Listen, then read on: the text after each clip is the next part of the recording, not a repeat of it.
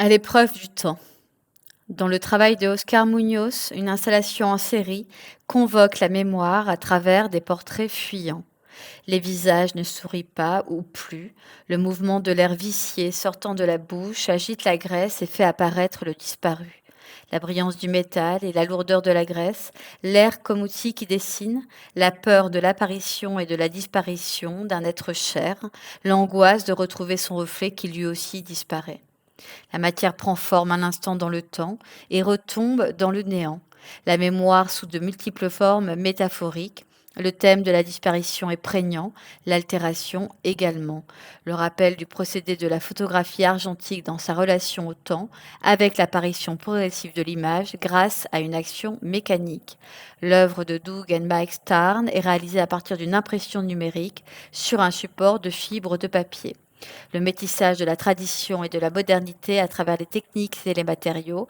Le sujet est végétal, une feuille d'automne en décomposition faite de pleins et de vides, de nervures, de craquelures, une fragilité, une légèreté, une préciosité, la feuille reconstituée à l'aspect froissé, aux couleurs vieillissantes, laisse apparaître son ombre portrait.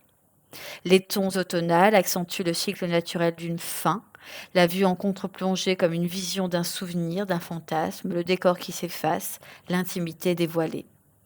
À Fleur des Piels, des Doris Salcedo nous montre un tapis de pétales de rose cousus avec du fil.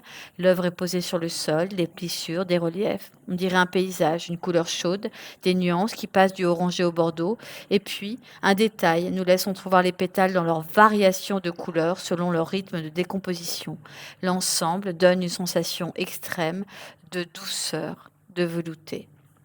L'infini pouvoir de déformation et de transformation du travail humain, conférant à un objet multiple et banal les vertus de la singularité. Le mot est troublant, dérangeant, parfois même il semble monstrueux. Une peau de rose sans épines. La multiplicité du support, la répétition du motif, l'exploitation d'un médium non traditionnel révèlent-ils les enjeux de la matérialité ?